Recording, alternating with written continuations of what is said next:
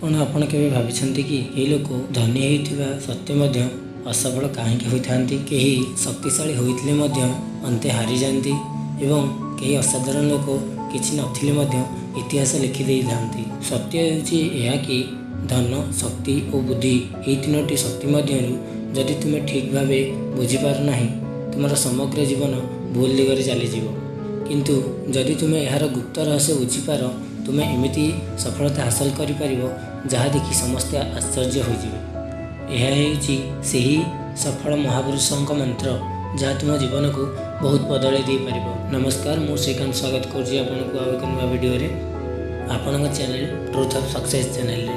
पूर्व वीडियो रे आपण जे सपोर्ट और भल पाइबा देइछन्ती सेति पई दिल रु बहुत बहुत धन्यवाद। एमिति इंटरेस्टिंग मोटिवेशन वीडियो देखिया पई हमन चैनल को निश्चिंत सब्सक्राइब करिवे और वीडियोटी भल लागिले लाइक निश्चिंत करिवे।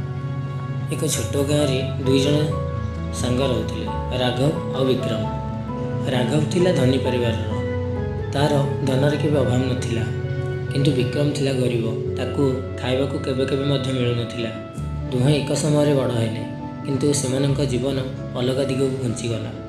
राघव धनर गर्भरे बंचुथिला, से भाबुथिला मो पाखरे धन अछि, मु किछि मध्य करि परिबि। अन्य पटे विक्रम से शांत थिला, किंतु से दिन राति बहुत परिश्रम करुथिला।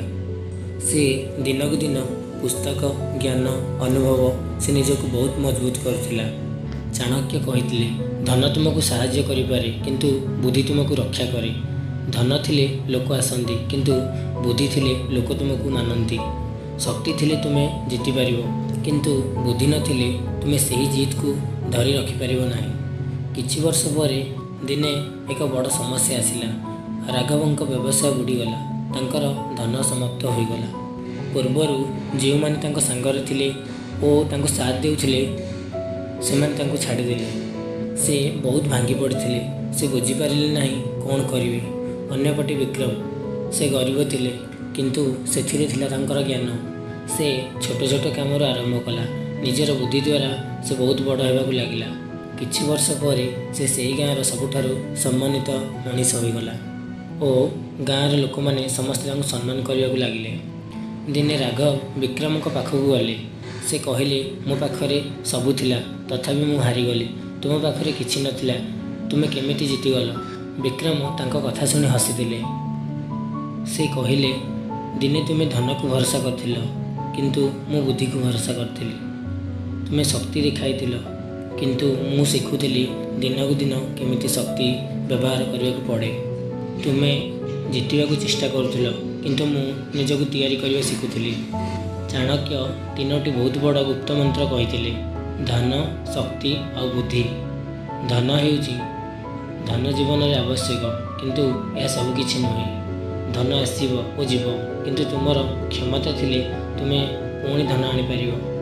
शक्ति तुमको लोकଙ୍କୁ नियंत्रण करिवारे सहाय्य करे, किंतु जदि तुमे बुद्धि बिना शक्ति व्यवहार करिवो, सही शक्ति तुमको नष्ट करदेव। शेष रहा बुद्धि।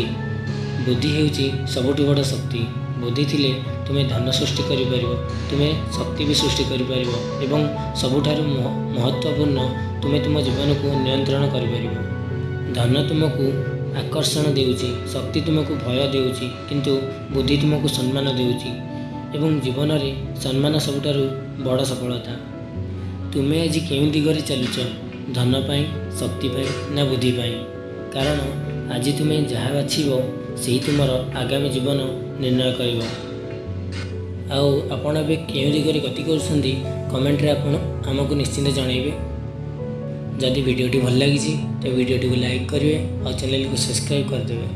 आपको जो टाइप वीडियो दरकार हमको कमेंट माध्यम निश्चिंत जणाइबे, तो मु चेष्टा करी से टाइप वीडियो आपंपाई आने रोचे। देखा आउ एक इंटरेस्टिंग मोटिवेशनल वीडियो सह। जय श्री राम।